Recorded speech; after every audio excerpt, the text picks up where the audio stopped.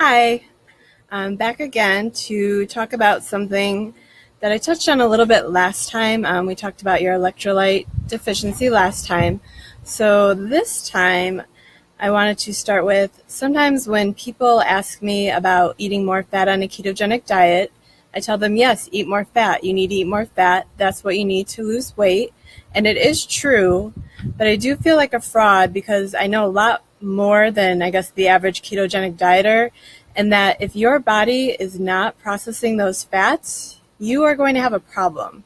Also, if your body's not processing the protein, you will also have a problem.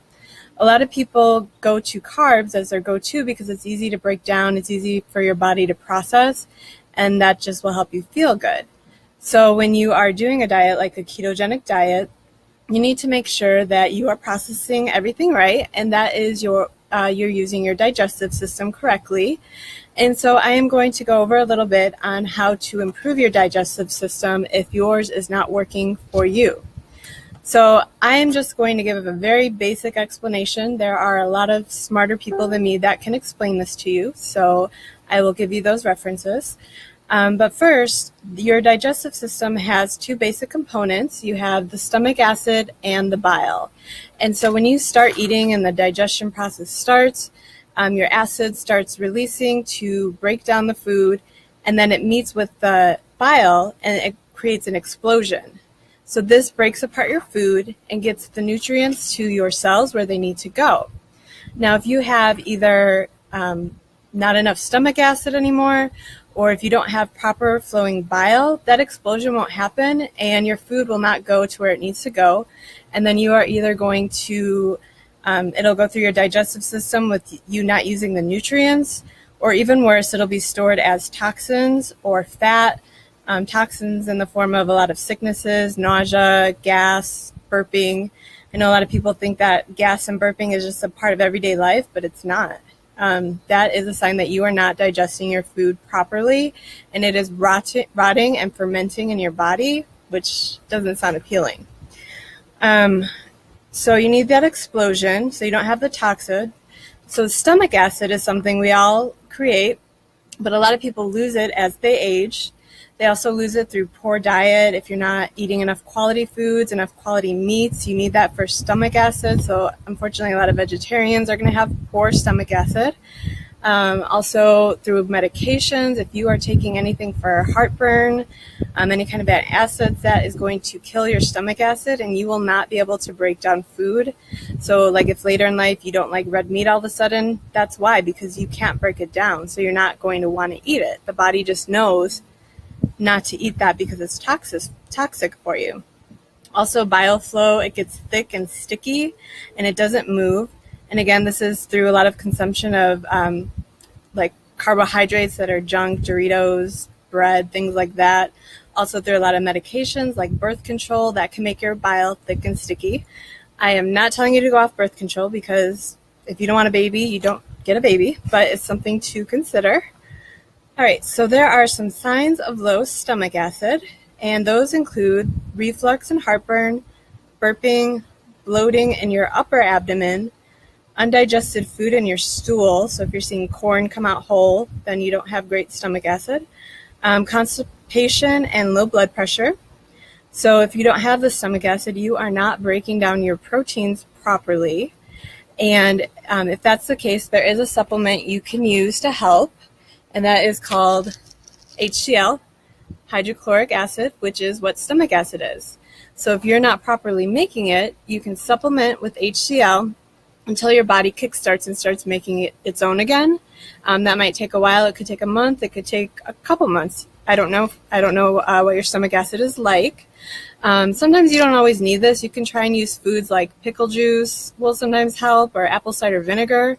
But when you start doing the things like baking soda, Tums, or any kind of bad acids, that's destroying your stomach acid further. So you don't want to do that. So start with the apple cider vinegar. If that works, great. Try the pickle juice. If that works, awesome. Otherwise, you might need to step it up to the HCl. That being said, you do not want to take HCl unless you are also taking Deep Flow. And there are very good reasons for this. Deep flow is what helps your bile flow, And if you do not have good flowing bile and you throw in some of this HCl, you're probably going to get diarrhea, which nobody wants that, so don't do that. Also, if you take this long enough without proper bile flow, you can actually create an ulcer. So that's not fun either. So remember, HCl, you always also want to take beet flow, which is what we're going to talk about next. So bile flow, even when you're eating the healthy fats, your body can't process them. If your bile is not flowing, it just gets sticky and it doesn't move the fats through. And so this can actually cause you to gain body fat, feel nauseous, especially when you're eating fats. It might cause you to be itchy or have other skin issues like acne, rashes, blotchy skin. That's where you feel gassy, bloated in your lower abdomen. So if you do not have proper bile flow, then you will have fat deficiencies, and some symptoms of that are unstable blood sugar, long-term reliance on carbs to get your energy, which can result to high cholesterol or diabetes. Yes, the bad cholesterol comes from the high consumption of carbs. You'll have low levels of the good cholesterol. You could have a hormonal imbalance, body fat retention, and a weakened libido. So some indications that your bile is not flowing correctly, if you have diarrhea commonly or loose stools, constipation, light-colored stool, like lighter than cardboard, nausea, especially when you're eating fats, chronic acne, blotchy skin, itchiness, gas, bloating in your mid or lower abdomen. If you had your gallbladder removed, you most likely don't have good bile flow, and also elevated cholesterol. So to solve those problems, you get rid of the junky carbohydrates, which hopefully if you're watching this, you're already starting to do that because that will keep your bile really sticky. So once you get rid of those, if you're still having these issues, then you want to take something called beet flow. Now the HCl, you can actually get at other health food stores. I recommend Natural Reference just because I know their quality ingredients. A lot of companies put junk in their supplements, so I would always go with Natural Reference. But beet flow is actually only found in Natural Reference. So if you find beetroot somewhere else, you don't want that. That's not going to do the same thing. Beet flow is actually very highly concentrated beet greens, and that's all it is. But that helps to get your bile flowing. And sure, you could eat beet greens, but it won't be the same concentration as this. So this you only want to get at Natural Reference on naturalreference.com. So this is for the sticky bile. And then I have one more supplement that I always take, and that is a digestive enzyme.